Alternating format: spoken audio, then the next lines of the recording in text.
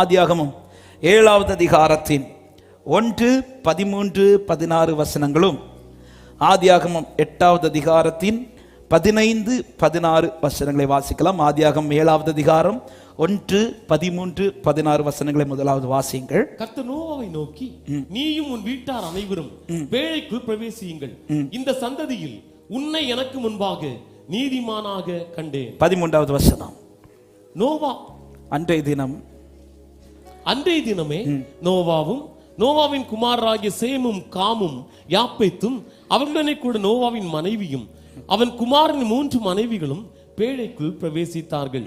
தேவன் அவனுக்கு கட்டளையிட்டபடியே ஆணும் பெண்ணுமாக சகலவித மாம்ச ஜந்துக்களும் உள்ளே பிரவேசித்தன.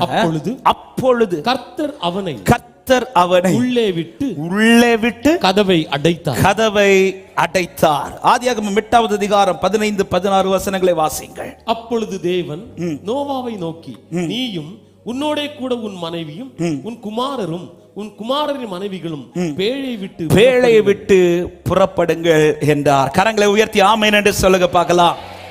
ஆமென். 7வது அதிகாரத்தில் அடைக்கிறார், 8வது அதிகாரத்தில் திறக்கிறார். 2 நாட்களுக்கு முன்பாக பஹ்ரைன் தேசத்தில் இருக்கும்போது ஆவியானவர் இந்த வார்த்தை கொண்டு இடைபட துவங்கினார். இன்று பேசும்படி ஆண்டவர் உணர்த்தின வார்த்தை இதுதான்: அடைத்தவர் எனக்காக திறப்பார். எத்தனை பேர் விசுவாசிக்கிறவங்க கரங்களை உயர்த்தி ஆமென் என்று சொல்லுங்க. அடைத்தவர் எனக்காக திறப்பார். நோவாவையும் அவன் குடும்பத்தையும் பேழைக்குள்ளே பிரவேசியுங்கள் என்று சொல்லி அவர்களை பிரவேசிக்க விட்டு கர்த்தர் வாசலை அடைக்கிறார். யார் வாழ்க்கையில கர்த்தர் ஒரு வாசலை அடைக்கிறாரோ, சில நேரத்தில் உள்ள பிரவேசிக்க வச்சுட்டு சில பாதையில நடக்க வச்சுட்டு அவர் செய்யறதை அடைப்பார். அடைக்கிறத மட்டும்தான் நீங்க இன்னைக்கு பார்த்திருக்கிறீங்கன்னா, இன்னைக்கு ஒரு செய்தியை கர்த்தர் உங்களுக்கு சொல்றார், உனக்காய் திறக்க போறதை கர்த்தர் பார்க்க வைப்பார். எத்தனை பேர் விசுவாசித்து ஆமென் என்று சொல்றீங்க? என் வாழ்க்கையில அடைச்சதை பார்க்க வைத்தார்னா திறக்கிறதை பார்க்க வைப்பார். நம்புறவங்க மாத்திரம் ஆமென் என்று சொல்லுங்க பார்க்கலாம். ஹalleluya. எத்தனை பேர் சொல்லுங்க இன்னைக்கு அடைச்சிருக்கிறார்? உங்களுக்கு எல்லாம் திறந்துட்டாரோ? இல்ல, அடைச்சிருக்கிறார் சொல்றவங்க மாத்திரம் ஆமென் சொல்லுங்க.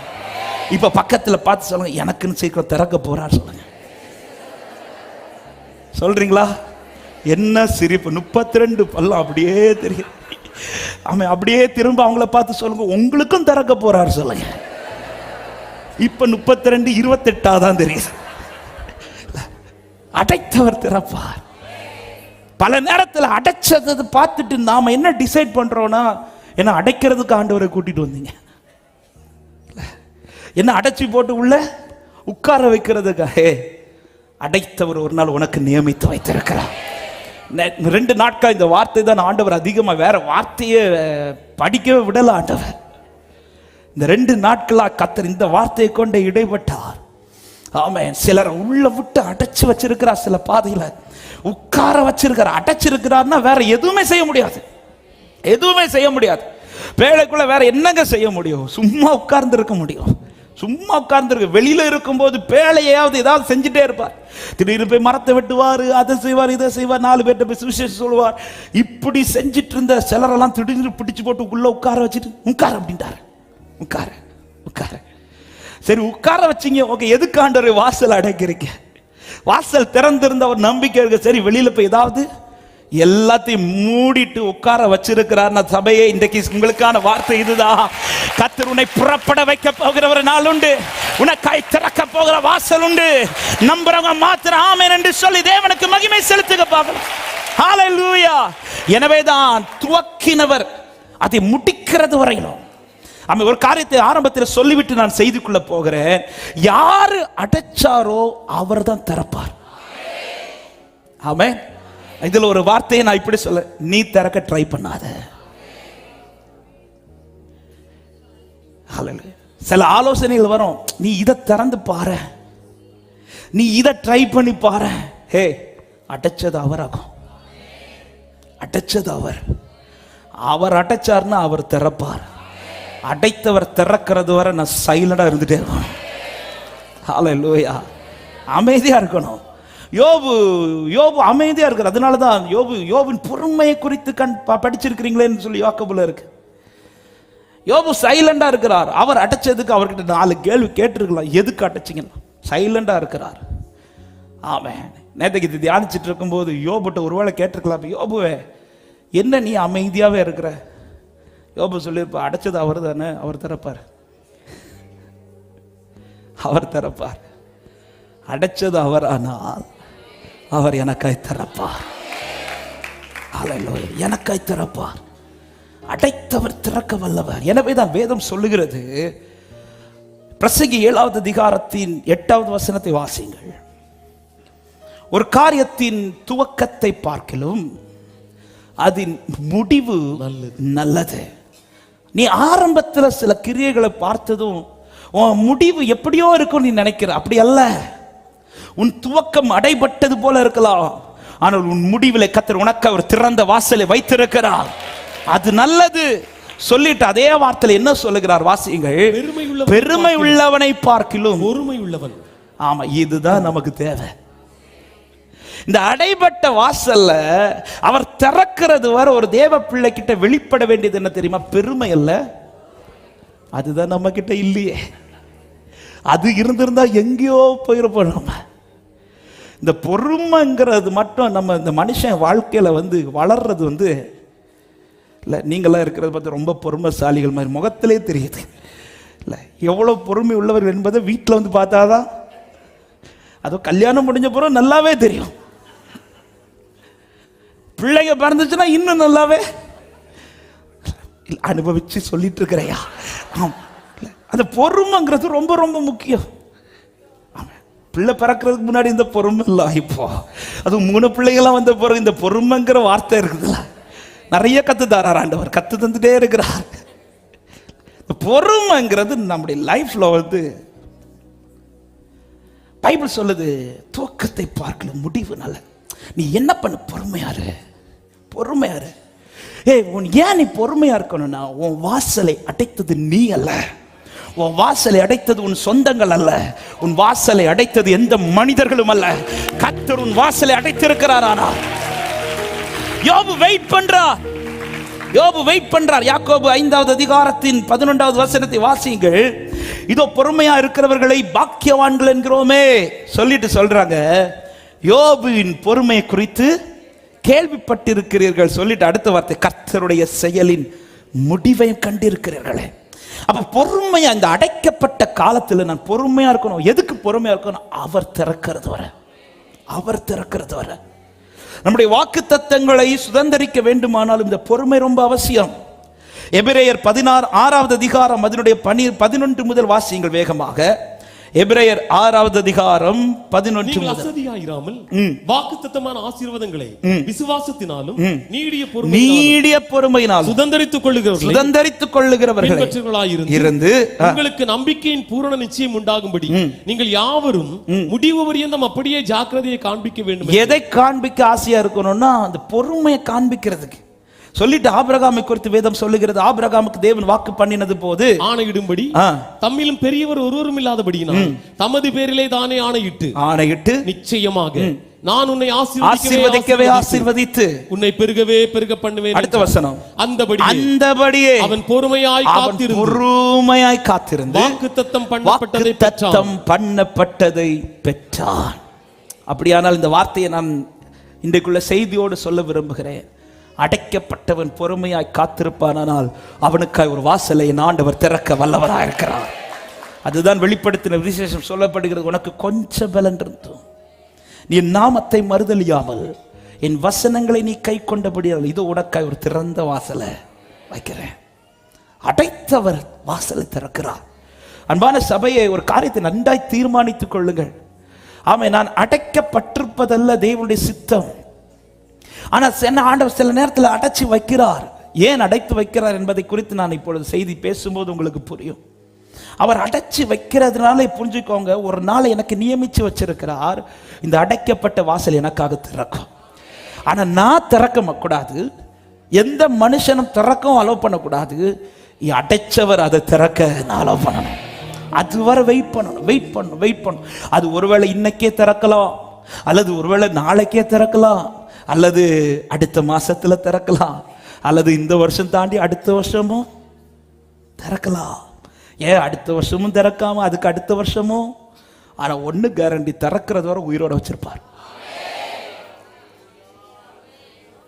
இப்பதான் சிலர் மூச்சே வருது. ஏற்கனவே வருஷம் தாண்டி இன்னைக்கா நாளைக்கா நாங்க திறக்கிறது வரை நோவாவே உன் முட்டியில ஒண்ணு கூட கீழே விழாதபடி காத்து நடத்தை ஆண்டவர் வல்லவர்னு விசுவாசிக்கிறவங்க மாத்த நல்ல கைகளை தட்டி எனக்காக ஆயத்தம் பண்ணினதை என் கண்ணா காண செய்வீர். எனக்காக ஆயத்தம் பண்ணின ஹல்லேலூயா என் கண்ணா செய்வீர். நீர் செய்ய எனக்காக எனக்காக சொல்லுங்க, நீர் செய்ய நினைத்தது நீர் செய்ய. Thank you Holy Spirit. ஹல்லேலூயா எனக்காக. ஒரு 4 காரியங்களை உங்கள் முன்பாக நான் சொல்லி ஜெபிக்க விரும்புகிறேன். 1, யாரை அடைக்கிறார்? இந்த அடைக்கப்பட்டவன் யார்? 2, எங்கே அடைக்கிறார்? 3, எதற்காக அடைக்கிறார்? 4, எப்போது திறப்பார்? இந்த 4 காரியங்களை முன்வைத்து ஆவியானவர் இடைப்பட்டது அப்படியே சொல்லி நான் உங்களுக்காக ஜெபிக்க விரும்புகிறேன். 1, யாரை கர்த்தர் அடைக்கிறார்? 2, எங்கே அடைக்கிறார்? 3, எதற்காக அடைக்கிறார்? 4, எப்போது திறப்பார்?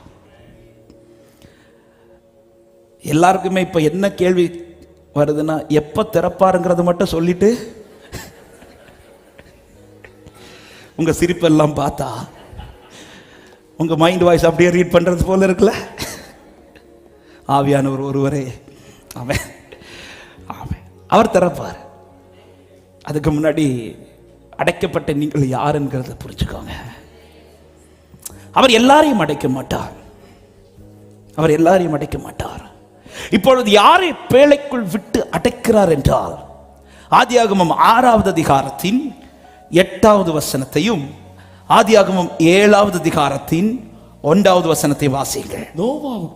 நோவாவுக்கோ கர்த்தருடைய கண்களில் கிருபை கிடைக்கிறது. 7:1 கர்த்தர் நோவாவை நோக்கி, நீயும் வீட்டார் அனைவரும் பேழைக்குள் பிரவேசியுங்கள்.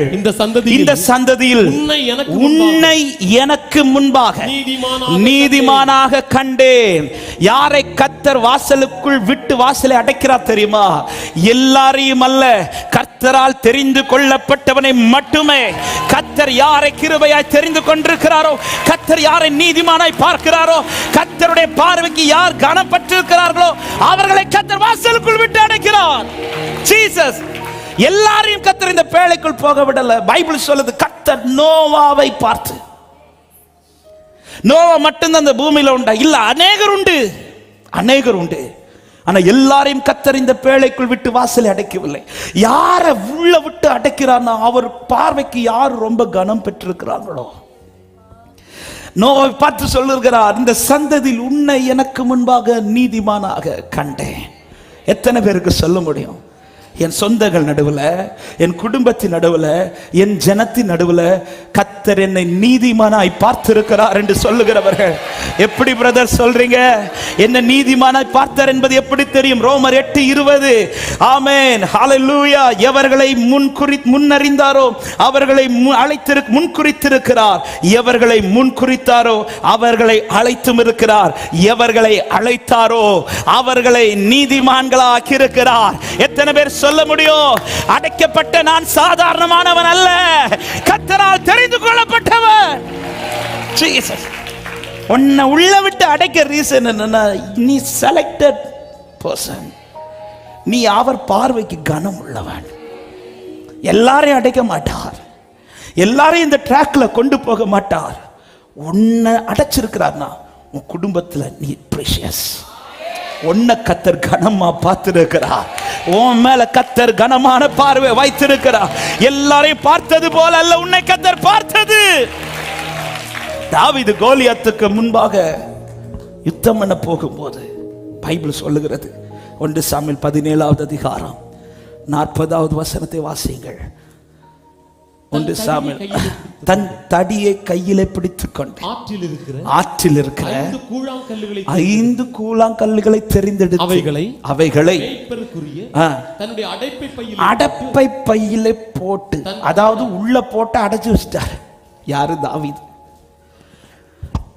யார் அடைச்சு வைக்கிறார்னா அவர் செலக்ட் பண்ண 5 கல்ல, ஆற்றில் இருக்கிற 5 கூழாங்கல்லுகளை. என்னுடைய கேள்வி, ஆற்றில் 5 கல்லு தான் இருக்குமா? நிறைய கல் இருக்கு. எல்லா கல்லையும் வெளியில விட்டுட்டாரு. ஆனா அவர் செலக்ட் பண்றாரு பாருங்க ஒரு 5 கல்ல. அந்த கல்லை தூக்கி எங்கேயோ விடாம கூடைக்குள்ள போட்டு அடைச்சு வச்சிட்டாரு. நிறைய பேரை வெளியில விட்டுட்டாரு. ஆனா உங்களை மட்டும் கூடைக்குள்ள போட்டு அடைச்சு வச்சிருக்கிறார். ஏன்னா அவங்கள செலக்ட் பண்ணல, உன்னை கர்த்தர் செலக்ட் பண்ணி இருக்கிறார்.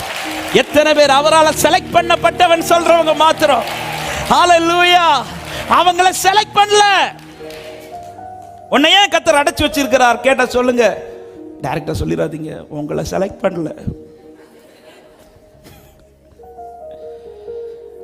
ஹல்லேலூயா. செலக்ட் பண்ணாதவங்களை பைக்குள்ள போடல தாவீது, செலக்ட் பண்ணவங்களை தூக்கி போட்டான். எத்தனை பேர் தூக்கி போட்டிருக்கிறார்? அப்ப நீங்க செலக்ட் பண்ணிருக்கீங்க. உங்களை இந்த பூமியில சில இன்டர்வியூல செலக்ட் பண்ணல, உங்களை இந்த பூமியில சில காரியத்துல செலக்ட் பண்ணல, கர்த்தர் சிலதுக்கா. ஹல்லேலூயா, ஹல்லேலூயா. என்ன கர்த்தர் செலக்ட் பண்ணிருக்கிறார். பிதாவான என் தேவனே, தகப்பனே, என் தந்தையே, மாட்சிமையும் மகத்துவமும் உமக்குத்தானே. ஹல்லேலூயா. மாட்சிமையும் மகத்துவமும் உமக்குத்தான். அப்போ யார கர்த்தர் அடைக்கிறார் என்றால் ஒரே வார்த்தையில சொல்றேன், அழைக்கப்பட்டவனை அடைக்கிறார். அழைக்கப்பட்டவனை கர்த்தர் அடைப்பார். உங்க மேல ஒரு அழைப்பு இருக்குது, அடையாளமா இன்னைக்கு உங்களை அடைச்சு வச்சிருக்கிறார்ல, அடைச்சு வச்சிருக்கிறார்ல.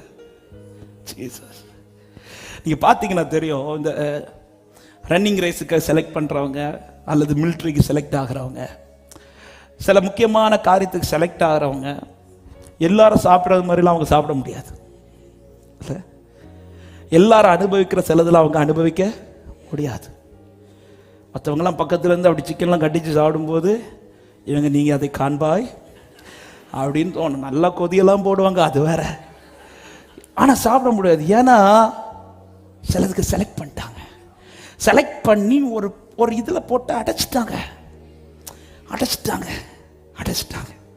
அதே மாதிரி தான் சிலது ஆண்டவர் எல்லாருக்கும் செய்யறது போல நமக்கு செய்யாம நம்மளை சும்மா உட்கார வச்சுட்டு அவங்களுக்கெல்லாம் நடக்கிறத பார்க்க வச்சிட்டு இருக்கிறாரு. என்ன சும்மா உட்கார வச்சிட்டு இருக்கிறார்.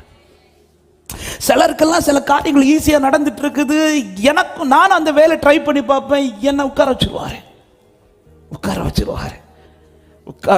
ஏன்னா நீ ஆற்றில் இருக்கிற கல்லு கிடையாது, நீ அவர் கூட இருக்கிற கல்லு.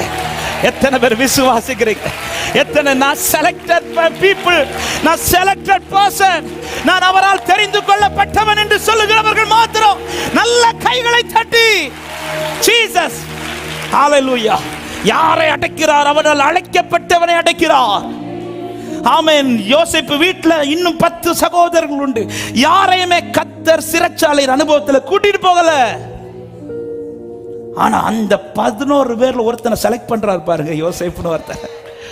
அவனை குழிக்குள்ள தூக்கி போடுறதுக்கு அலோவ் பண்றார், சிறைச்சாலைக்கு போடுறதுக்கு அலோவ் பண்றார், சில பாதையில் அடைக்கிறார். ஆமென். பார்க்கிறவங்களுக்கு ஒருவேளை நீ சாதாரணமானவரா இருக்கலாம், படிப்பறிவு இல்லாதவனா இருக்கலாம், திறமை இல்லாதவனா இருக்கலாம். அவங்களுக்கு இன்னைக்கு புரியாது ஏன் உன்னை கர்த்தர் அடைச்சாரு. ஆமென். இந்த வார்த்தையை சொல்லும்போது நான் இப்படி சொல்றேன், இன்னைக்கு உன் லைஃப்ல சிலது அடைச்சதை பார்த்த உடனே உன்னை பத்தி எப்படி குவாலிஃபை பண்றாங்கன்னா, இவனுக்கு படிப்பறிவு இல்லை, இவனுக்கு திறமை இல்லை, இவனுக்கு ஆள் பலன் இல்லை. அவங்களுக்கு தெரியல இது அவங்க அடைச்சது கிடையாது, இது அவர் அடைச்சது. பிகாஸ் நான் செலக்ட் ஆனவன். நான் உலகத்தில் செலக்ட் ஆனவன் கிடையாது, நான் பரலோகத்தில் செலக்ட் ஆனவன். ஹல்லேலூயா. நீ ஆற்றில் இருக்கிற கல்லு கிடையாது, நீ அவரோடு இருக்கிற கல். உன்னை கர்த்தர் செலக்ட் பண்ணிருக்கிறார். ஆண்டவர் மற்ற கல்லெல்லாம் அழகா ஆத்தங்கரையில சூப்பரா இருக்குது, என்ன தூக்கி நீங்க எங்கேயோ கொண்டு மகிமையா வைப்பீங்கன்னு பார்த்தா கூடை போட்டீங்க. அதுவும் எந்த கூடை தெரியுமா? மெய்ப்பருக்குரிய ஒரு நல்ல கூடையா இருந்தா கூட பரவாயில்ல. அந்த மெய்ப்பனுடைய கூடை எவ்வளவு அழுக்கா இருக்கும் நமக்கு இல்ல? ஆமென். மெய்ப்பருடைய வஸ்திரத்தை பார்த்தாலே தெரியும். அவங்க போட்டிருக்க டவல்லாம் பார்த்தா எவ்வளவு தண்ணியில முங்கினாலும் முங்காது, ஏன்னா அவ்வளோ அழகா இருக்கும். அப்படிப்பட்ட ஒரு வஸ்திரத்துக்கு சுத்தி ஒரு கூடை கட்டி, இந்த கூடை என்னைக்கு உருவாக்குனதுன்னு தெரியாது, இந்த கூடை எத்தனை வருஷமா கிடக்குன்னு தெரியாது, இந்த கூடை நீட்டா இருக்கான்னு தெரியாது, அதுக்குள்ள தூக்கி போட்டு இந்த கல் உள்ள இருக்கும்போது யோசிச்சு இதுக்கு வெளியிலேயே இருந்திருக்கலாமோ. எல்லாரையும் தூக்கி கூடையில போடல, உன்னை பார்த்து பார்த்து செலக்ட் பண்ணியிருக்கிறான். உன்னை பார்த்து செலக்ட் பண்ண நோவாவே எல்லாரையும் நான் பிள்ளைக்குள்ள விடல, உன்னை பார்த்து நான் பிள்ளைக்குள்ள விட்டு. வேற ஆட்கள் இல்லாததினால அல்ல, என் கண்ணு ஒன்ன பார்த்துச்சு, நான் ஒன்ன செலக்ட் பண்ணிருக்கிறேன். எத்தனை பேர் நம்புறீங்க? அடைக்கப்பட்ட நான் அழைக்கப்பட்டவன் சொல்றத மாத்திரம் நல்ல கைகளை தட்டி இமேஜ். ஹalleluya. அடைக்கப்பட்டவன் நான் அழைக்கப்பட்டவன். உங்க வலது கரத்தை உயர்த்தி சொல்லுங்க, அடைக்கப்பட்ட நான் அழைக்கப்பட்டவன். சத்தமா சொல்லுங்க, அடைக்கப்பட்ட நான் அழைக்கப்பட்டவன். அப்ப அழைச்சவனை சில இடத்துல அடைப்பார், அடைச்சவர் ஒரு நாள் திறப்பார். ஹalleluya. உன் வாசல் அடைச்சவர் உன்னை திறப்பாருங்கிறது என்ன நம்பிக்கை? நான் அழைக்கப்பட்டவன், நான் அழைக்கப்பட்டவன், நான் அழைக்கப்பட்டவன். ஹalleluya. என்னை அழைத்தவரே என்னை நடத்துவீரே, உங்க கரம் இருக்க பயமில்லை. என்னை அழைத்தவரே என்னை அழைத்த. ஹalleluya. ஆமென். அப்ப ஏன் யாரை கர்த்தர் அடைக்கிறார் என்றால் எல்லாரையும் அல்ல, அவர் தெரிந்து கொண்ட நோவாவை பார்த்து தெரிந்தெடுத்து பேழைக்குள்ள விட்டு. அதனாலதான் சொல்ற, நோவாவே நீயும் உன் குடும்பம் மட்டும். எல்லாரையும் இதற்குள்ள போட்டு அடைக்க மாட்டார். காரணம், எல்லாராலும் இந்த அடைப்பட்ட சூழ்நிலையில் நிற்க முடியாது. அழைக்கப்பட்டவனுக்கு மட்டும்தான் நிற்க முடியும். அழைக்கப்பட்டவனால மட்டும்தான் சிலதை சகிக்க முடியும். அழைக்கப்பட்டவனால மட்டும்தான் சிலதை தாங்க முடியும். அழைக்கப்பட்டவனால மட்டும்தான் சில பாதையில நிற்க முடியும். ஜீசஸ். நம்ம என்ன நினைக்கிறோம் தெரியுமா? நமக்கு பலன் இருக்கிறது, ஒரு அழைப்பு இருக்கிறதுனால தான் இன்னைக்கு தாங்கிட்டு இருக்கிறோம் சிலதை. ஆமென். ஹalleluya. இன்னைக்கு நம்ம சிலதெல்லாம் தாங்கிட்டு சகிச்சிட்டு அவர் அடைச்ச சூழ்நிலை பல்ல கடிச்சிட்டு நிக்கிற ரீசன் என்ன தெரியுமா? என்ன ஒருத்தர் அழைச்சி நிறுத்தி வச்சிருக்கிறார். அந்த அழைப்பு என்பது என்ன இன்னும் மோல்ட் பண்ணி, என்ன ஸ்ட்ரெங்தன் பண்ணி, என்ன இந்த பாதையில் நிற்க வச்சுட்டே இருக்கும். அன்பான சபையே, அன்பான சகோதர சகோதரி, இன்னைக்கும் விழாதபடி நீ நிற்க காரணம், ஒருத்தர் கைப்பிடிச்சு உன்னை நடத்திட்டு இருக்கிறார், ஒருத்தர் கைப்பிடிச்சு உன்னை அழைத்து நடத்திட்டு இருக்கிறார். எத்தனை பேர் ஆமென் என்று சொல்றீங்க? ஹalleluya. அழைக்கப்பட்டவனை அடைக்கிறார். இரண்டாவது, எதற்குள் அடைக்கிறார்? எதற்குள் அடைக்கிறார்? எங்கே அடைக்கிறார் என்றால், ஆதியாகமம் 6வது அதிகாரம் அதனுடைய 22வது வசனத்தை வாசிங்கள். நோவா அப்படியே செய்தான். தேவன் தனக்கு கட்டளையிட்டபடியெல்லாம் அவன் செய்து முடித்தான். அதாவது அவன் என்னென்ன சொல்றாரோ, அவர் வார்த்தை கேட்டு பேழை கட்டுகிறான். வார்த்தை கேட்டு பேழையை கட்டி முடிச்சதும், அது வார்த்தையினால் கட்டப்பட்ட பேழைக்குள்ள நோவாவை விட்டு வாசல் அடைக்கிறார். எங்க அடைச்சிருக்கிறார்னா, எங்கேயோ போட்டு அடைக்கல, வார்த்தைக்குள்ள போட்டு அடைச்சிருக்கிறார். ஹalleluya. வார்த்தைக்குள்ள முதல்ல வார்த்தைங்கிற பேழை கெட்டிட்டு தான், வார்த்தைங்கிற பேழைய வாழ்க்கைக்குள்ள கெட்டி விட்டு தான் ஆண்டவர் நோவா உள்ள போட்டு அடைக்கிறார். யோசேப்புக்கு எப்பொழுது குழி ஸ்டார்ட் ஆகுதுன்னா, தரிசனம் என்கிற பேழையை கட்டிட்டு தான் குழியை ஆண்டவர் ஆயத்தப்படுத்துறார். ஹalleluya. எத்தனை பேருக்கு சொல்ல முடியும், நான் இன்னைக்கு சந்திக்கிற இந்த பிரச்சனை அல்லது இந்த அடைக்கப்பட்ட சூழ்நிலை, இது வருவதற்கு முன்பாக என்னை சந்தித்தது இது அல்ல, கர்த்தருடைய வார்த்தைன்னு சொல்றவங்க மாத்திர சத்தமா ஆமென் என்று சொல்லுங்க பார்க்கலாம். ஹalleluya. வார்த்தை தந்த பிறகுதான் அடைச்சிருக்கிறார். வார்த்தை தந்த பிறகுதான் அடைச்சிருக்கிறார். அப்படியான ஒரு காரியத்தை தைரியமா சொல்ற, நீ எங்கேயோ அல்ல, வார்த்தைக்குள்ள இருக்கிற. வார்த்தைக்குள்ள இருக்கிறவனை கர்த்தர் ஒரு நாள் வாசலை திறக்க பண்ணுவார். ஆமென் என்று சொல்லுங்க பார்க்கலாம். வார்த்தைக்குள்ள அடைக்கிறார். ஏன் வார்த்தைக்குள்ள அடைக்கிறார்னா, இந்த வார்த்தைக்குள்ள இருக்க தான் பிழைத்து கொண்டிருப்போம். பாருங்க, இப்ப பேழைக்குள்ள போட்டு அடைச்சதும் வேதத்தில் சொல்லப்படுகிறது. 7வது அதிகாரம் 24வது வசனமும் 23வது வசனத்தையும் வாசிங்கள். 24 முதல்ல வாசித்துட்டு 23 வாசிங்கள். ஜலம் பூமியின் மேல் 150 நாள் மிகவும் பிரவாகித்து கொண்டிருந்தது. 23வது வசனம். முதல் மிருகங்கள் ஊரும் பிராணிகள் ஆகாயத்து பறவைகள் பரியந்தமும் பூமியின் மேல் இருந்த உயிருள்ள வஸ்துக்கள் யாவும் அழிந்து அவைகள் பூமியில் இராதபடிக்கு விக்கிரகமாய். அதாவது பேழைக்கு வெளியில, இந்த வார்த்தைக்கு வெளியில இருந்த எல்லாத்தையுமே அது அழிச்சிச்சு. பைபிள் சொல்லுகிறது, நோவாவும் அவனோட பேழையில் இருந்த உயிர்களும் மாத்திரம் காக்கப்பட்டு. அதை நான் இப்படி சொல்றேன், வார்த்தை என்கிற பேழைக்குள்ள இருந்தவன் மட்டும் காக்கப்பட்டு இருக்கிறான். உன்னை சுத்தி என்ன நடக்குது? பிரவாகம், ஜலப்பிரவாகம். உன்னை சுத்தி என்ன நடக்குது? அழிவு நடந்துட்டு இருக்குது. உன்னை சுத்தி என்ன நடக்குது? எல்லாமே நெகட்டிவா தான் நடக்குது. உன்னை சுத்தி என்ன நடந்துட்டு இருக்குது? எதுவுமே எனக்கு அனுகூலமா இல்லாம தான் நடந்துட்டு இருக்குது. ஆனா இன்னைக்கு நீ எப்படி வாழ்ந்துட்டு இருக்கிற? வார்த்தையினால வாழ்ந்துட்டு இருக்கிற. இன்னைக்கும் என்னை சுற்றி இருக்கிற சூழ்நிலைகளை பார்த்தால் நான் என்னைக்கோ அழிந்திருக்கணும்.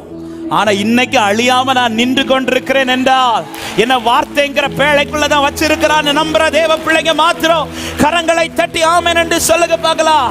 என்ன பேழைக்குள்ள விட்டு அடைச்சி வச்சிருக்கிறான். ஹல்லேலூயா. இந்த வார்த்தை என்கிற பேழை என்ன செய்யும் என்றால், என்னை சுற்றி நடக்கிற ஜலப்பிரவாகத்திலிருந்து என்னை காப்பாற்றி காப்பாற்றி காப்பாற்றி. ஹல்லேலூயா. நாம சந்தித்த எத்தனையோ பிரச்சனைகளை எத்தனையோ பேர் சந்தித்து இன்னைக்கு இல்லாம போயிட்டாங்க. நாம தாங்கி கொண்டிருக்கிற அநேக பிரச்சனைகளை இன்னைக்கு எத்தனையோ பேர் தாங்க முடியாம தங்களை தாங்களே மாய்த்து கொள்ளுகிறார்கள். நாம சந்தித்த எத்தனையோ சூழ்நிலைகளை இன்னைக்கு எத்தனையோ பேருக்கு கடக்க முடியாம தங்கள் வாழ்க்கையை முடித்துக் கொண்டிருக்கிறார்கள்.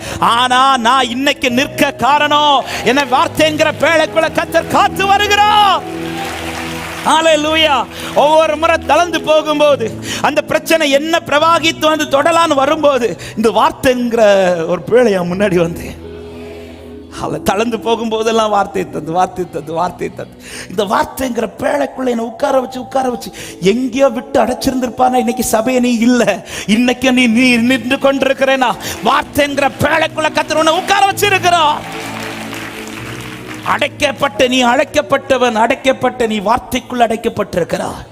எத்தனை பேருக்கு சொல்ல முடியும்? நான் ஒவ்வொரு முறை தளர்ந்து வரும்போதெல்லாம் எனக்கு வார்த்தையை தான் தேற்றி கொண்டிருக்குதுன்னு சொல்றவங்க மாத்திரம் ஆமென் என்று சொல்லுங்க பார்க்கலாம். இந்த வார்த்தை, அப்ப வார்த்தைங்கிற பேழைக்குள்ள ஒன்னு வைக்கிறான்னு உன்னை புரிஞ்சுக்கோங்க. உன்னை சுத்தி உன்னை அழிக்கிறதுக்கு ஏதோ நடந்துட்டு இருக்குது. என்னைக்கும் நீ இல்லாமல் போ. சத்துருடைய தந்திரமே அதுதான். உனக்கு விரோதமாய் கண்ணிகளை வைத்து. ஆனா சங்கீதக்காரன் சொல்ல, கண்ணி தெரித்தது, நான் தப்பினேன். எதனால தெரியுமா? அவர் சொன்ன வார்த்தை. நீர் சொல்லியும் செய்யாதிருப்பீரோ, சொன்ன வார்த்தையை. ஹல்லேலூயா. நீர் சொல்லியோ சொன்ன வார்த்தையை போவீரோ, ஒரு முறை என்னிடம். ஹல்லேலூயா. குறித்திட்ட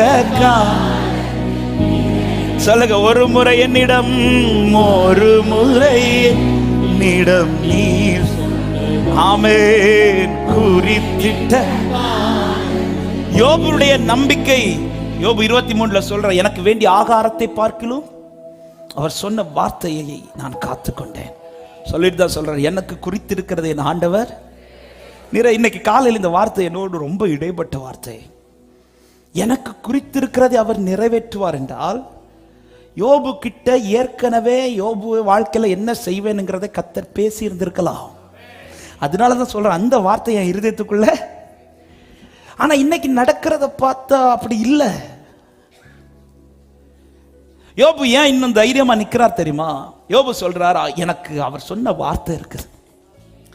அப்ப என்ன வார்த்தை சொல்லி இருந்திருப்பார்? யோபு, நான் உன்னை இப்படி நிறுத்த போறேன், ஏதோ ஒன்று சொல்லியிருப்பார்னு வச்சுக்கோங்களேன். உன் லைஃப் முடியும் போது நான் இப்படி நிறுத்துவேன் யோபுவே. அப்படிதான் சொல்லியிருப்பார்னு வச்சுக்கோங்க. அது சொல்லி தான் சொல்றார், எனக்கு குறித்திருக்கிறா, எனக்கு குறித்திருக்கிறா, எனக்கு குறித்திருக்கிறபடி அவர் செய்வார்.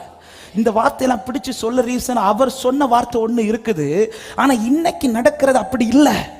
இன்னைக்கு நடக்கிறது எல்லாமே தலைகீழா தான் இருக்குது.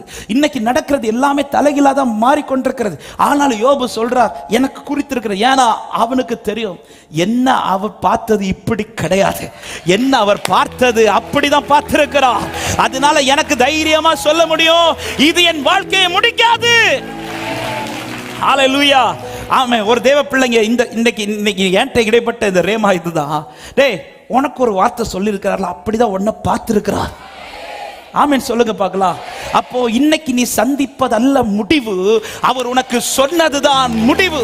ஆமென், சொல்லுங்க பார்க்கலாம். ஆமென். இப்போ ஒரு கேள்வி உங்க முன்னாடி, உங்கள்கிட்ட என்ன பேசி இருக்கிறார் தெரிஞ்சாதானே? என்ன சொல்லி இருக்கிறார்? யோசேப்புக்கு தான் சிறைச்சாலையில் இருக்கிறதை குறித்து முறுமுறுக்கல, தான் அடிமையாய் போகப்பட்டது குறித்து முறிமுறுக்கல. சகோதரர் செஞ்சது வேதனை, அந்த வலி இருக்கும். ஆனா அது அந்த இடத்துல ஆண்டவர்கிட்ட, ஏன் ஆண்டவரே இப்படி கேட்கல? ஏன்னா யோசேப்புக்கு அவ்வளோ கான்ஃபிடன்ட், என்ன அவர் இப்படி பார்க்கல, என்ன அவர் பார்த்தது இன்னொரு விதத்துல பார்த்திருக்கிறார். அப்ப இன்னைக்கு நான் இதை பார்க்கிறேன்னா, இது கிடையாது என் வாழ்க்கை, அவர் என்ன பார்த்திருக்கிறாரோ அதுதான் என் வாழ்க்கை. ஆமென். சபையை இப்படி பார்க்க பழகுங்கள். அவர் என்கிட்ட ஒரு வார்த்தையை சொல்றார், உன்னை நான் இப்படி நிறுத்துவேன், அல்லது உன் வாழ்க்கையில் இப்படி நான் செய்வேன். இது அவர் பார்த்தது, அவர் பார்த்தது உங்ககிட்ட பேசி இருக்கிறார். ஆமென். கானானை அவர் பார்த்துட்டு தான் வந்து எகிப்தில் இருக்கிற ஜனங்கள்ட்ட சொல்றார், உங்களுக்காக அவர் கானானை ஆயத்தம் பண்ணி வைத்திருக்கிறார் என்று. அவர் பார்த்ததை என்கிட்ட சொல்லி இருக்கிறார். இன்னைக்கு நான் பார்ப்பதல்ல அவர் பார்த்தது, அவர் ஏற்கனவே பார்த்ததை தான் நான் பார்க்க போறேன்னு சொல்றவன். அதனாலதான் இன்னைக்கு நடக்கிற பாதை குறித்து யோசேப்புக்கு பயம் இல்லை, யோபுக்கு பயம் இல்லை. யோபு சொல்றார், அவர் ஒன்று பார்த்து வச்சிருக்கிறார், அதுதான் நடக்கும், நான் அது ஒரு வெயிட் பண்ணுவேன். அதுவரை இந்த அடைக்கப்பட்ட சூழ்நிலை நான் வெயிட் பண்ணுவேன், நான் முறுமுறுக்க மாட்டேன். ஆமென். முதல் அதிகாரத்தில் சத்துரு பார்த்தா எனக்கு நம்பிக்கை உண்டு, எனக்கு ஒரு அதிகாரம் உண்டு, அதுல அவர் என்ன பார்ப்பார். முதல் அதிகாரத்துல சத்துருவை பார்க்க விட்டு கொடுத்தார்னா எனக்கு நம்பிக்கை உண்டு, 42வதுல என்ன அவர் பார்ப்பார். எத்தனை பேர் விசுவாசித்து ஆமென் சொல்றீங்க? ஹல்லேலூயா, ஆமென். என்கிட்ட இடைப்பட்ட வார்த்தை இந்த வார்த்தை தான். முதல் அதிகாரத்துல சாத்தானை பார்க்க விட்டு கொடுத்தாரு, எனக்கு அடுத்த நம்பிக்கை இருக்கு, 42வது அதிகாரத்துல என்ன கர்த்தர் பார்ப்பார். எத்தனை பேர் விசுவாசிக்கிறீங்க? 2வது அதிகாரத்துல என் சரீரத்தை பார்க்க விட்டு கொடுத்தார், 42வது அதிகாரத்துல அவர் என் முகத்தை பார்த்து என் வாழ்க்கையை திருப்ப பார்ப்பார். வலது கரத்தை உயர்த்தி சொல்லுங்க, சிலரை பார்க்க விட்டு கொடுத்திருக்கிறார், ஒரு நாள் அவர் என்ன பார்ப்பார், என் முகத்தை பார்ப்பார். யோபுக்கு இதுதான் அந்த நாள் வார்த்தை பிடிச்சிட்டு இருக்க. என்கிட்ட சொன்னது ஒன்று இருக்குது, என்கிட்ட அவர் ஒன்று சொல்லியிருக்கிறார், இன்னைக்கு அது இல்லை, அது நடக்கல இன்னும். அப்ப எனக்கு நம்பிக்கை இருக்கு, அது நடக்கும். வார்த்தைக்குள்ள வச்சு நோவாவை ஏன் இன்னைக்கு ஜீவனோடு இருக்கிறான், நோவா எப்படி பிழைத்து இருக்கிறான், அந்த படகு எவ்வளோ அலைஞ்சா இருக்கும்ல, அவன் எவ்வளோ அலறல் சத்தம் காதுல கேட்டிருக்கோம். அந்த மழை பெஞ்சு ஜலப்பிரவாகம் விழும்போது இந்த படகு எவ்வளவு அலக்கழிச்சிருக்கும், அலைந்திருக்கும். இந்த இடத்துல எல்லாம் நோவா மூழ்கி போகவில்லை, நோவா நிற்க காரணம் வச்சிருக்கிற இடம் அப்படிப்பட்ட இடம். சபையே, இந்த வார்த்தை தைரியமா சொல்றேன், இன்னைக்கு உங்க தீபம் அணையாம எரிய காரணம் வச்சிருக்கிற இடம் அப்படிப்பட்ட இடம், உங்களை வைத்திருக்கிற இடம் அப்படிப்பட்ட இடம். நம்புறவங்க மாத்திரம் ஆமென் என்று சொல்லுங்க பார்க்கலாம். அது மாத்திரமல்ல, ஏன் இந்த வார்த்தைக்குங்கிற பேழைக்குள்ள வச்சிருக்கிற, ஒன்று நம்மை பிழைக்க பண்ண, 2 இந்த வார்த்தை பேழை என்ன பண்ணும் தெரியுமா? இந்த ஜலப்பிரவாகம் எழும்பிக் கொண்டிருக்கும் போது 17-18 வசனங்களை வாசிங்கள். 7, 17, 18. ஜலப்பிரளயம் 40 நாள் பூமியின் மேல் உண்டான போது ஜலம் பெருகி பேழையை கிளம்ப பண்ணிட்டு அது பூமிக்கு மேல் மிதந்தது. 18வது வசனம், ஜலம் பெருவெள்ளமாகி பூமியின் மேல் மிகவும் பெருகிற்று, பேழையானது ஜலத்தின் மேல் மிதந்து கொண்டே இருந்தது. ஆதியாகமம் 8:4. 7ஆம் மாதம் 17ஆம் தேதி பேழை அரராத் என்னும் மலைகளின் மேல் தங்கிற்று. நல்லா கவனிங்க, இந்த ஜலப்பிரளயம் உண்டாகிறதுக்கு முன்பாக வார்த்தை கொடுத்து வார்த்தைங்கிற பேழை கட்டி இந்த வார்த்தைக்குள்ள கர்த்தர் நோவாவை அடைக்கிறார். இப்பொழுது ஜலப்பிரளயம் உண்டாகிறது, வெளியில ஒரு அழிவு நடந்து கொண்டிருக்கும் போது வேதம் சொல்லுகிறது இந்த வார்த்தைங்கிற பேழை நோவாவை கொண்டு கிளம்பிற்று அப்படின்னு. இந்த வார்த்தைங்கிற பேழை கிளம்பி அது இந்த ஜலப்பிரவாகத்தின் மேல் பூமிக்கு மேல் மிதக்க துவங்குகிறது. மிதந்து மிதந்து மிதந்து மிதந்து கடைசியில் எங்க வந்து நிற்கிறனா ஒரு மலைகளின் மேல வந்து தங்கிற்று. ஹல்லேலூயா. இந்த வார்த்தைக்குள்ளங்கிற பேழைக்குள்ள உங்களை உட்கார வச்சது எதுக்கு தெரியுமா? இந்த பேழையை திறக்கும் போது நீ ஆரம்பத்தில் இருந்தது போல இருக்க மாட்ட, உன் வாழ்க்கை சரித்திரமே மாறும். உன்னை குறித்த ஒரு மாற்றத்தை கர்த்தர் உண்டு பண்ணுவா. நீ இருக்கிற இடம் சாதாரணமா இருக்காது. உன்னை தேடி வருகிறவர்கள் சாதாரணமா இருக்க மாட்டார்கள். ஹல்லேலூயா. இது நமக்கு தெரியாது, இது நமக்கு தெரியாது. நம்ம என்ன நினைப்போம்? வார்த்தை தாரார் உட்கார வைக்கிறார், வார்த்தை தாரார் உட்கார வைக்கிறார். ஆனால் இன்றைக்கு காலையில் ஆண்டவர் இடைப்பட்டது தான், உனக்கு தெரியாம சிலதை கர்த்தர் உனக்காய் செய்து கொண்டிருக்கிறார். உனக்கு தெரியாம கர்த்தர் செய்து கொண்டிருக்கிறார். நோவாவே, உனக்கு என்ன செய்ய முடியும்? வார்த்தை கேட்டு உள்ள உட்கார முடியும். ஆனா உனக்கு தெரியுமா வார்த்தை தந்தவர் என்னெல்லாம் செய்யறார் தெரியுமா? உனக்காய் காற்றை அனுப்புகிறார், உனக்காய் மழையை பெரிய பண்ணி கொண்டிருக்கிறார், உனக்காய் இந்த படகை மிதக்க வச்சிட்டு இருக்கிறார், உனக்காய் சிலதை வெளியிலிருந்து கர்த்தர் செய்து கொண்டிருக்கிறார். எத்தனை பேர் விசுவாசித்து ஆமென் என்று சொல்றீங்க? இந்த வார்த்தையை சில உள்ளத்துக்கு தீர்க்க தரிசனமா சொல்றேன். உனக்கு வார்த்தையை தந்து அடைச்சு வச்சிருக்கிறார்னா அவர் ஏதோ சும்மா இருக்கிறார் நினைக்காத. அவர் ஏதோ உனக்கு உதவி செஞ்சிட்டு இருக்கிறார், அவர் ஏதோ ஒன்றை செய்து கொண்டிருக்கிறார். அதனாலதான் ஆமென். குழிக்குள்ள தூக்கி போடும்போது யோசேப்பு என்று தெரிந்தவர்களுக்கு அவன் அதிபதியா உட்கார்ந்து இருக்கும் போது அது யோசேப்பு என்று தெரியவில்லை. அடைக்கப்படும் போது பார்த்துட்டு இருக்கிறாங்களோ ஒரு கொஞ்சம் பேர், அவங்க உனக்காக சிலது திறக்கப்படும் போது ஆச்சரியப்படுவார்கள். பிரமிக்கத்தக்கதா கிரகிக்க முடியாத காரியங்களை செய்வார். ஆமென். ஹல்லேலூயா. அவருடைய செயல்கள் நம்ம ஆச்சரியமானது. ஏன் பேழைக்குள்ள உட்கார வச்சு என்ன அடைச்சி வச்சு உட்கார வச்சிருக்கிறார்னா நமக்கு அது தெரியாது. பைபிள் அழகு இந்த 3 வார்த்தைகள், பேழை கிளம்பிட்டு, பேழை மிதக்குது, பேழை டிராவல் பண்ணுது, பேழை போய் அரராத் மலைக்கு மேல நிக்குது. கீழே இருந்த பேழை மேல போயிடுச்சு. வார்த்தைக்குள் இருக்கிறவன் அவனை கீழாக்க மாட்டார், அவனை மேலாக்குவார். அவனை வாளாக்க மாட்டார், அவனை தலையாக்குவார். என் தேவன் எனக்கா ஏதாகிலும் செய்திடுவார், என்றாகிலும் என்னை மறந்தது உண்டா? என் தேவன் எனக்கா ஜீசஸ் என்னை கிரகிக்க முடியா காரியம் செய்வி சர்வ ஞானியே. ஓ கிரகிக்க முடியா காரியம் செய்வி சர்வ ஞானியே. நோவாவே, உன்னால் இந்த பேழை நகர்த்த முடியுமா? முடியாது. உன்னால் இந்த பேழை மிதக்க வைக்க முடியுமா? முடியாது. உன்னால் இந்த பேழையை ஓட்ட முடியுமா? முடியாது. உன்னால் இந்த பேழையை மலைக்கு மேலே கொண்டு வர முடியுமா? முடியாது. முடியாதுல பேசாம உள்ள உட்கார், நான் செய்கிறேன். நீ உள்ள உட்காரு, உன்னை எங்க கொண்டு போய் நிறுத்தணும்னு எனக்கு தெரியும்.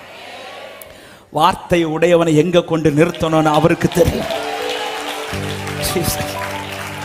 வார்த்தை உடையவனை எங்க கொண்டு நிறுத்தி எங்க ஓபன் பண்ணணும்னு அவருக்கு தெரியும். எப்படி ஓபன் பண்ணணும்னு அவருக்கு தெரியும்.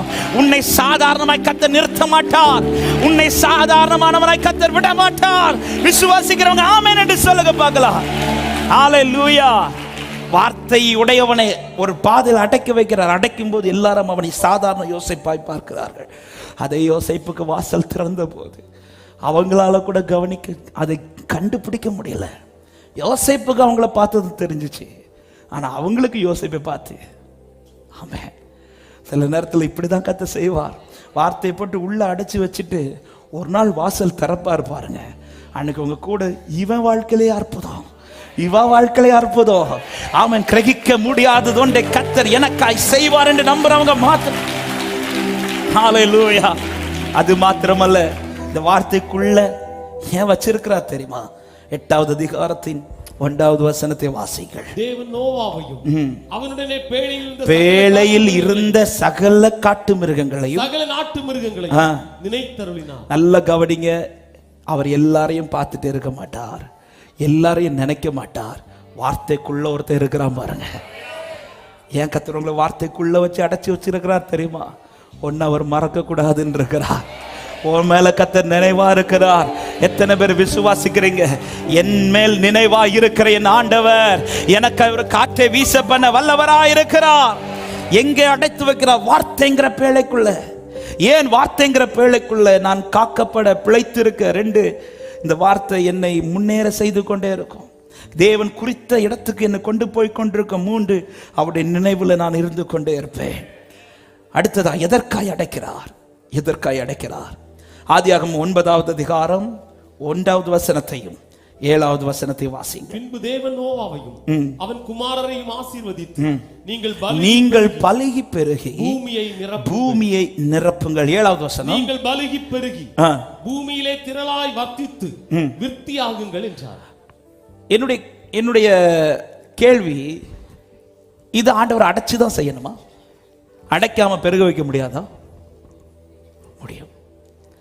இங்கே நோவாவை பலுகி பெருக வைப்பது அல்ல தேவனுடைய திட்டம், வெறுமே ஒரு ஆசீர்வாதத்தை கொடுப்பதல்ல. ஏன் இந்த இடத்துல அவனை அடைச்சி ஒரு வாசலை திறந்து பெருக வைக்கிறார் என்றால், இப்பொழுது மொத்த மனிதர்களை கர்த்தர் அழிச்சிட்டார். எல்லா மனுஷ ஜாதிகளை கர்த்தர் அழிச்சிட்டார். அதோடு கூட மிருகங்கள், பறவைகள், எனவே எல்லாவற்றிலும் ஒவ்வொரு ஜோடை கொண்டு வந்தார். அதே போல மனுஷன்லேருந்து ஒரு குடும்பத்தை தெரிந்தெடுத்து வச்சு இப்போ வாசலை திறந்து கர்த்தர் அவனை பார்த்து சொல்றார், நீங்கள் போய் பலுகி பெறுங்கள், நீங்கள் போய் பழுகி. இங்க ஏன் இந்த வார்த்தை கர்த்தர் சொல்லுகிறார் என்றால், இங்கே நோவாவின் குடும்பத்தை ஆசீர்வதிப்பது அது மாத்திரமல்ல, அதை தாண்டி இந்த பூமியிலே இந்த குடும்பத்தை குறித்து ஒரு தேவ திட்டம் உண்டு. ஒரு தேவ திட்டம்.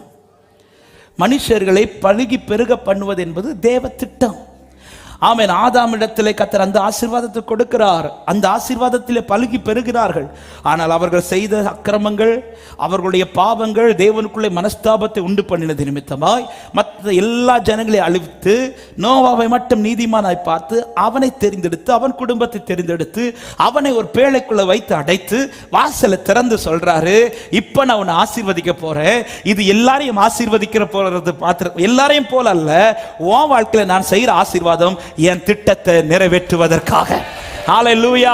அப்படியானால் அடைக்கப்பட்டவன் வாழ்க்கையில தேவன் செய்ய போகிற ஆசீர்வாதம் வெறும் ஆசீர்வாதம் அல்ல, அது பரலோக திட்டத்திற்கு உட்படுத்தி இருக்கும் என்று நம்புறவங்க மாத்திரம் ஆமென் என்று சொல்லுங்க பார்க்கலாம்.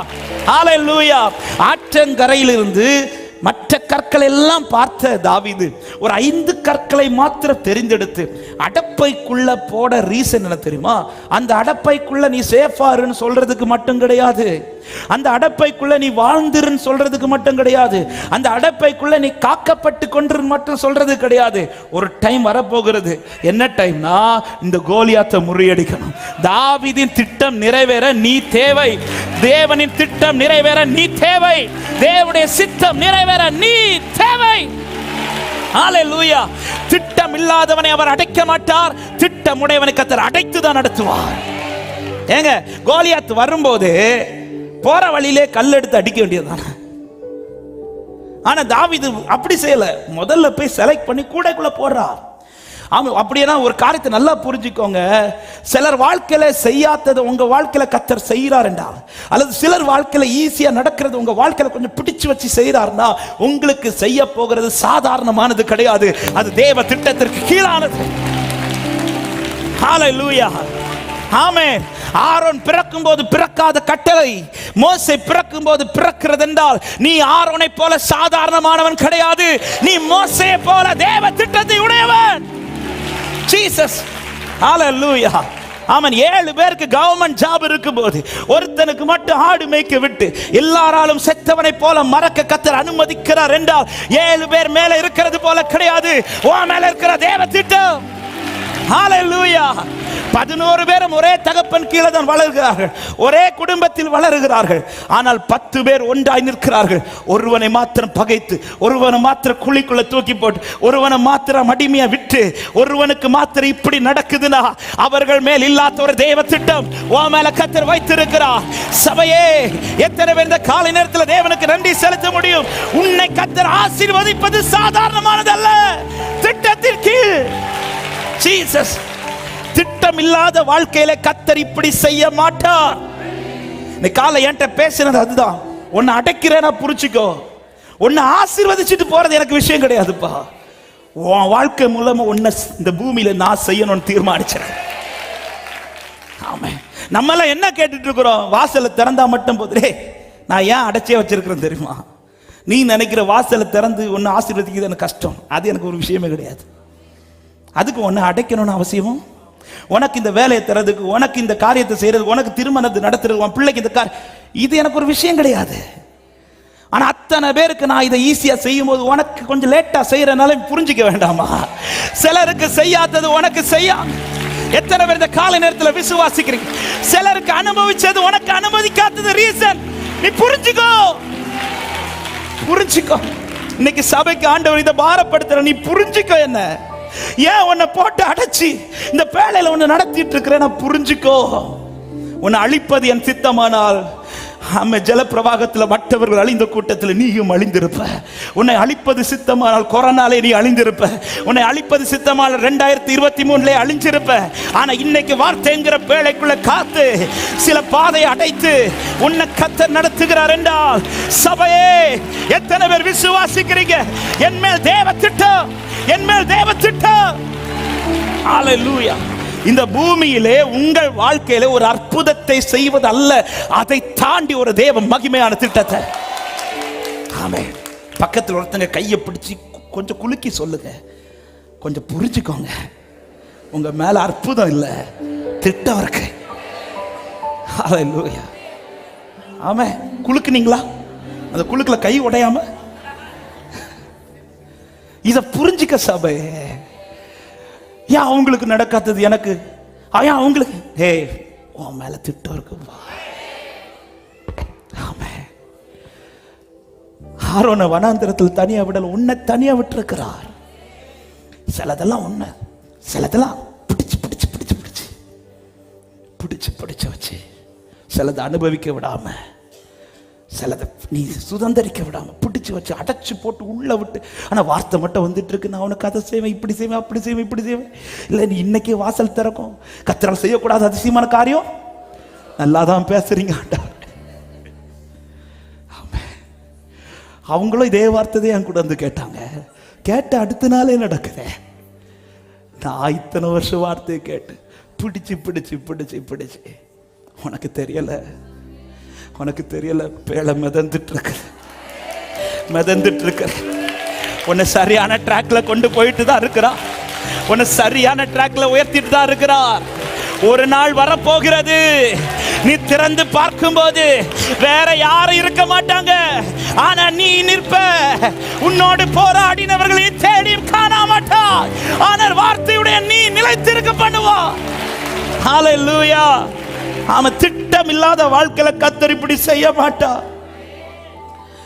ஹல்லேலூயா. மற்றவர்களுக்கு செய்தது போல செய்யாமல் எனக்கு வித்தியாசமா செய்யறார்னா என்னை எங்க வச்சிருக்கிறார்? திட்டத்துக்குள்ள வச்சிருக்கிறார். ஹல்லேலூயா. ஆமென். இதை சபை புரிஞ்சுக்கோ. ஆண்டவர் இன்னைக்கு நம்மளை பார்த்து, என்ன பார்த்து பேசுறதே, இதை புரிஞ்சுக்கடா அப்படின்றார். இதை புரிஞ்சுக்க, இதை புரிஞ்சுக்க. உனக்கு இதை, உனக்கு உன் லைஃப்ல இந்த வாசலை திறந்து, இது எனக்கு ஒரு விஷயமே கிடையாது, எனக்கு இது ஒரு விஷயம் கிடையாது. உன்னை வந்து உயர்த்தி நிறுத்துறது எனக்கு ஒரு விஷயம் கிடையாது.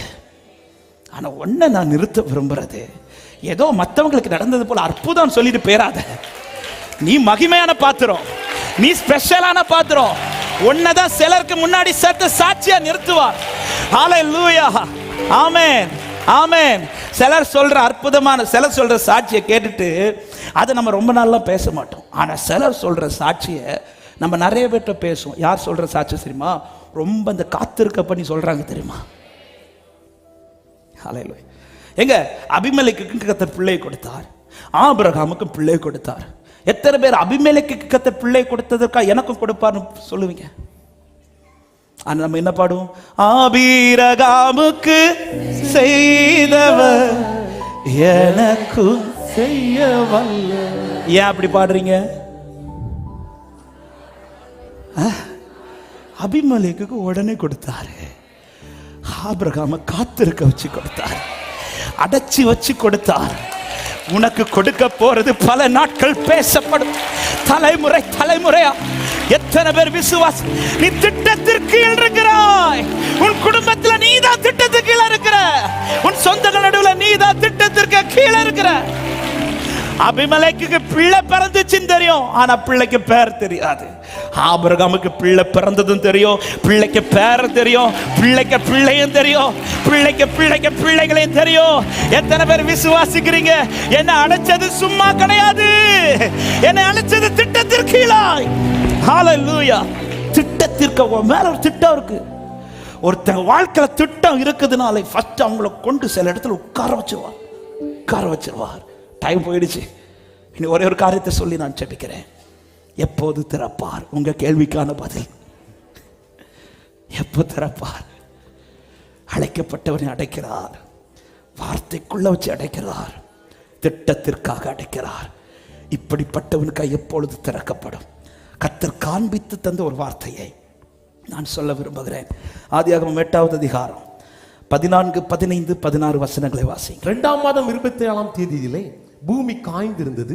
அப்பொழுது தேவன் நோவாவை நோக்கி, நீயும் உன்னோட கூட உன் மனைவியும் உன் குமாரரும் உன் குமாரரின் மனைவிகளும் பேழையை விட்டு புறப்படுங்கள். எப்பொழுது கர்த்தர் வெளியில வான்னு சொல்றார்னா 14வது வசனத்தில் சொல்ல, பூமி காய்ந்திருந்தது.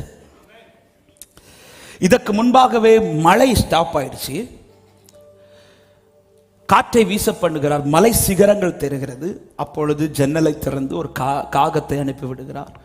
பிற்பாடு ஒரு புறாவை அனுப்பி விடுகிறார். அப்பொழுது புறா ஒரு கிளையை பிரித்து கொண்டு வருகிறது. அப்போ ஒன்று தெரியுது, தண்ணி குறைஞ்சிடுச்சுன்னு தெரியுது. ஆனால் உடனே நோவா வெளியில் வரல. நோவா வெளியில் வர்றதுக்கு கர்த்தர் அனுமதிக்கவில்லை. பைபிள் சொல்லு பூமி காய்ந்திருந்தது அப்படின்னு சொல்றேன். இந்த வார்த்தை தான் என்னோடு இன்னைக்கு இடைப்பட்டது. எப்போ கர்த்தர் கொண்டு வருவார் தெரியுமா? ஆங்கிலத்தில் இப்படி இருக்கு, வாஸ் த எர்த் ட்ரை, அதாவது சீரோன்னு கொண்டு வந்துட்டு. இனி நீ வெளியில வந்தா என்ன நடக்கும் தெரியாது. வாசல் திறக்குது, எப்படி நீ ஆசீர்வதிக்கப்பட தெரியாது. ஏன்னா ஒண்ணுமே கிடையாது, ஒண்ணுமே கிடையாது, எதுவுமே கிடையாது. இப்படி ஒரு சிச்சுவேஷன்ல கொண்டு வந்து விடுவார் பாருங்க, அப்பதான் வாசலை திறப்பார். யாருக்கெல்லாம் கொண்டு வந்து விட்டுட்டார்? இன்னும் வரல, அதனாலதான் நடத்திட்டு இருக்கிறார். நீ ட்ரை ஆகணும், கொஞ்சம் வெட்டு இருந்தாலும் விட மாட்டார். ட்ரை ஆகணும், ட்ரை ஆகணும். அதாவது ஆகாறு அலைந்து திரிந்து இதுக்கு மேல அலைஞ்சு பிரயோஜனம் இல்லைன்னு சொல்லி உட்கார்ந்து அழுறா. அழுத உடனே கூப்பிடுற, எதுக்கு அழுற? கண்ணை திறந்து பாரு, விட்டு இருக்கு. ஏன் இது ஆரம்பத்தில் காட்டல? நீ ட்ரை ஆகணும், நீ ட்ரை ஆகணும். அடைக்கப்பட்ட வாழ்க்கையில் கத்த செய்ய போகிற அதிசயத்தின் மகிமை 1% கூட குறையாம அது கர்த்தருக்கு மட்டும் போய் ட்ரை ஆக்கிட்டு சொல்றார், நோவா வெளியில வாழ்றார். இதை பார்க்கும்போது நமக்கு, அதாவது எந்த சாத்தியமே இல்லாத ஒரு சூழ்நிலை. ஆண்டவர் ஒரு வாழ்க்கையில, அடைக்கப்பட்ட வாழ்க்கையில ஒரு அற்புதத்தை செய்யணும்னா கர்த்தர் அவனை சீரோங்கிற நிலைமைக்கு கொண்டு வருவார். கொண்டு வந்து உட்கார வச்சுட்டு அதன் பிறகு அவர் செய்ய துவங்குவார்.